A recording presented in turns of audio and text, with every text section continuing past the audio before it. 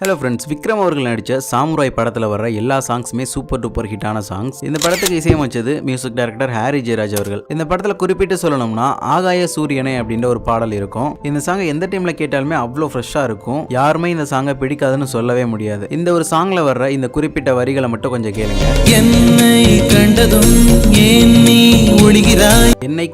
ஏன் நீ ஒளிகிறாய். ஹீரோ பார்த்தோம்னா ஹீரோயின் ஒளிஞ்சுக்கிறாங்க. அடுத்த வரிகள் கேளுங்க. டோரா போரா மலை சென்றாலும் துரத்தி வருவேனே. டோரா போரா மலை சென்றாலும் துரத்தி வருவேன். டோரா போரா அப்படின்ற ஒரு மலையின் பெயரை குறிப்பிட்டு அந்த மலையிலேயே நீ ஓடி போய் ஒளிஞ்சுக்கிட்டாலும் நான் அங்கேயும் உன்னை தேடி வருவேன் அப்படின்னு சொல்லியிருப்பாரு. இந்த வரிகளில் ஒளிகிறதுக்கு எவ்வளவோ இடங்கள் இருக்கு, எவ்வளவோ மலைகள் நம்ம இந்திய நாட்டில் குறிப்பிட்டு சொல்ற அளவுக்கு இருக்குது. சரி, ஒரு கவித்துவமா எழுதணும்னா அதுக்கேற்ற மாதிரி சில இடங்களை சொல்லியிருக்கலாம். ஆனா எதுக்கு கவிஞர் வைரமுத்து அவர்கள் டோரா போரா மலைகள் அப்படின்னு அந்த மலைகளை மட்டும் குறிப்பிட்டு எழுதியிருக்காரு? இதுக்கு பின்னாடி என்ன இருக்கு? இதுக்கு பின்னாடி உள்ள ரகசியம் என்ன? வாங்க இந்த வீடியோல பார்க்கலாம். வீடியோ பார்க்கறதுக்கு முன்னாடி நம்ம சேனலை சப்ஸ்கிரைப் பண்ணாம பார்த்துட்டு இருந்தீங்கன்னா தயவு செஞ்சு சப்ஸ்கிரைப் பண்ணிக்கோங்க. இந்த மாதிரி நிறைய வீடியோஸ் நம்ம சேனல்ல வந்துட்டு இருக்கும்.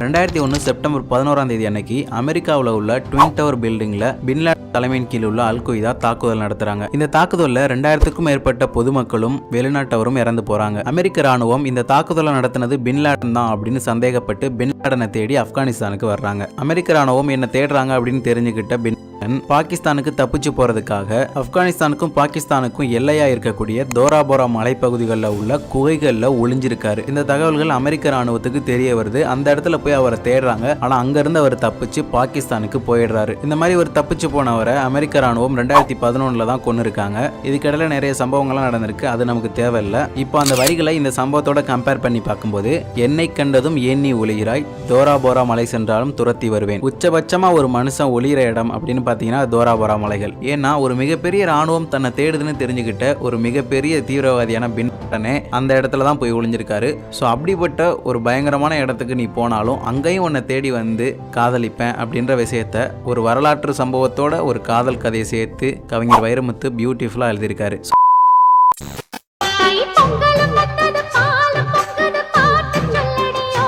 மகாநதி அப்படின்னா மிகப்பெரிய நதி அப்படின்னு அர்த்தம். ரேண்டமா இந்த படத்துக்கும் இந்த டைட்டிலுக்கும் சம்பந்தம் இருக்காடா அப்படின்னு கேட்டீங்கன்னா இல்லைன்னு தான் சொல்லுவோம் யாரா இருந்தாலும். அப்புறம் இந்த படத்துக்கு மகாநதி அப்படின்னு டைட்டில் வச்சிருக்காங்க சொல்றேன் கேளுங்க. இந்த படத்தோட மெயின் கேரக்டர்ஸ் 5 பேர். அதுல ஹீரோவா நடிச்சிருக்க கமல்ஹாசன் அவர்களோட பேர் வந்து கிருஷ்ணசுவாமி.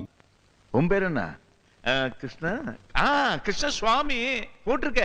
இதுல மகாராஷ்டிரா, கர்நாடகா, ஆந்திரா இந்த 3 ஸ்டேட்லையும் பாயக்கூடிய கிருஷ்ணா நதி பேரு குறிப்பிடப்பட்டிருக்கு.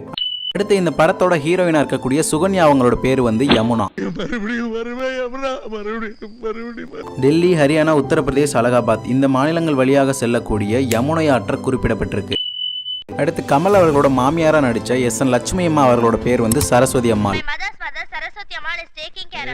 மேற்கு வங்காள மாநிலத்தில் பாயக்கூடிய சரஸ்வதி ஆற்றோட பெயர் குறிப்பிடப்பட்டிருக்கு. அடுத்து கமல் அவர்களோட மகன் பெயர் வந்து பரணி, அதாவது தாமிரபரணி. தென் தமிழகத்தோட நெல்லை, தூத்துக்குடி மாவட்டங்களில் பாயக்கூடிய தாமிரபரணி ஆற்றோட பெயர் குறிப்பிடப்பட்டிருக்கு. அடுத்து கமல் அவர்களோட மகள் பெயர் காவேரி.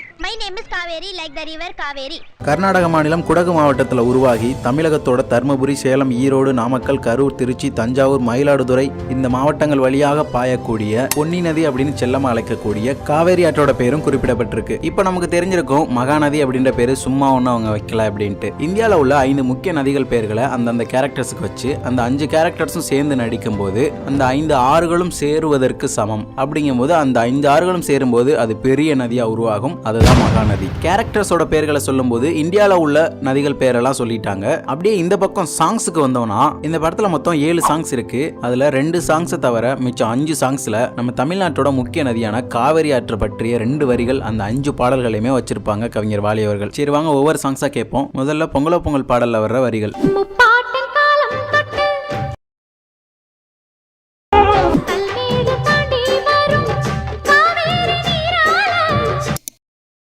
அடுத்து ஸ்ரீரங்க ரங்கநாதனின் அப்படின்ற பாடல்ல வர்ற வரிகள். கங்கையில் மேலான காவிரி தீர்த்தம். அடுத்து எங்கேயோ திக்கு திசை அப்படின்ற பாடல்ல வர்ற வரிகள். காவேரி தீரம் விட்டு கால்கள் வந்ததடி. அடுத்து அன்பான தாயை விட்டு அப்படின்ற பாடல்ல வர்ற வரிகள். காவேரி அலைகள் வந்து கரையில் உன்னை தேடிடும். அடுத்து தன்மானம் உள்ள நெஞ்சம் அப்படின்னு கமல்ஹாசன் அவர்கள் பாடின பாடல்ல உள்ள வரிகள். காவேரி தாய் மடியில் வாழ்ந்த பிள்ளை அவ்வளவுதான்ப்பா. இதெல்லாம் கேட்டீங்கல்ல, எப்படி பண்ணி வச்சிருக்காங்க பாத்தீங்களா? படத்தோட கேரக்டர்ஸ் அண்ட் டைட்டில்ல கமல் சம்பவம் பண்ணுனா, படத்தோட பாடல்கள்ல வாலி அவர்கள் சம்பவம் பண்ணியிருக்காரு. பசும்பொன் படத்துல வந்த தாமரை பூவுக்கும் அப்படின்ற பாடல் நம்ம எல்லாருக்குமே பிடிக்கும். இந்த பாட்டை லோகேஷ் கனகராஜ் லியோ மூவில யூஸ் பண்ணதுக்கு அப்புறம் இந்த பாட்டை கேட்காதவங்களே இருக்க முடியாது. இந்த பாடல வர்ற குறிப்பிட்ட இந்த வரிகளை மட்டும் கொஞ்சம் கேளுங்க.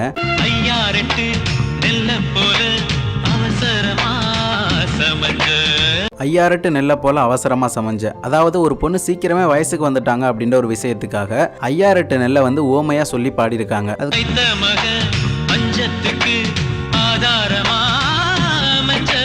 அடுத்த வரி பாத்தீங்கன்னா அத்த மக பஞ்சத்துக்கு ஆதாரமா அமைஞ்ச அப்படின்ற மாதிரி சொல்லியிருப்பாங்க. அதாவது எனக்கு அத்த மகள்கள் முறைப்பெண்கள் பஞ்சமா இருந்துச்சு, நீ கிடைச்சதுனால எனக்கு அந்த பஞ்சம் போயிருச்சு அப்படின்ற மாதிரி இந்த வரிகள்ல சொல்லியிருக்காங்க. இந்த பாடல் வரிகளை எழுதுனது பாத்தீங்கன்னா கவிஞர் வைரமுத்து அவர்கள். இந்த ரெண்டே வரிகள்ல உலகத்துல நடந்த ஒரு மிகப்பெரிய வரலாற்று சம்பவத்தை சொல்லியிருக்காரு கவிஞர் வைரமுத்து அவர்கள்.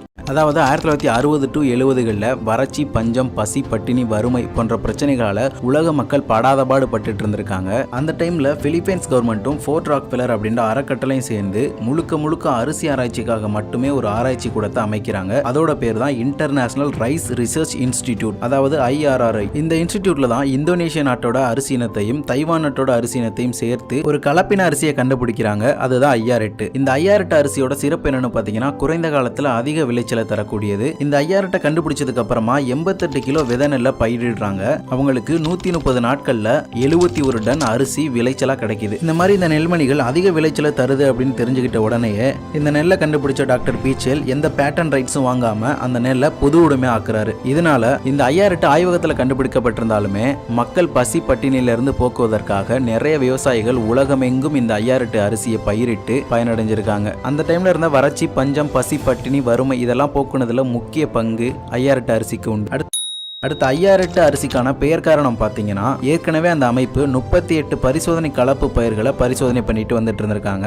அந்த வரிசையில் 8ஆவதா இந்த பயிர் இருக்கவும் ஐயாரெட்டு, அதாவது இன்டர்நேஷனல் ரைஸ் 8 அப்படின்ற பெயரை கொடுத்துருக்காங்க. ஓகே, இப்போ அந்த பாடல் வரிகளை இந்த ஐயாரெட்டு அரிசி கூட கம்பேர் பண்ணி பார்த்தோம்னா ஐயாரெட்டு அரிசி குறைந்த காலத்தில் அதிக விளைச்சல் தரக்கூடியது. அந்த மாதிரி இந்த பொண்ணு சீக்கிரமாகவே வயசுக்கு வந்துட்டாங்க அப்படின்றத சொல்லியிருக்காங்க. அதே மாதிரி 2வது வரிகள் பார்த்தோம்னா அத்தமக பஞ்சத்துக்கு ஆதாரமா அமைஞ்ச, மக்களோட பஞ்சத்துக்கு ஆதாரமா அந்த டைம்ல அமைஞ்சது ஐயாரெட்டு அரிசி, என்னோட அத்தமக பஞ்சத்துக்கு ஆதாரமா அமைஞ்சது நீதான் அப்படின்னு ஐயாரெட்டு அரிசியை ஒரு பெண்ணுக்கு ஓமையா வச்சு எழுதியிருக்காரு கவிஞர் வைரமுத்து அவர்கள். ஸோ அவ்வளோதான் ஃப்ரெண்ட்ஸ். இந்த வீடியோ பிடிச்சிருந்தா மறக்காம லைக், கமெண்ட், ஷேர், சப்ஸ்கிரைப் பண்ணிக்கோங்க. நம்ம சேனலை பிடிச்சிருந்தா எல்லா வீடியோஸும் பார்த்து சப்போர்ட் பண்ணுங்க.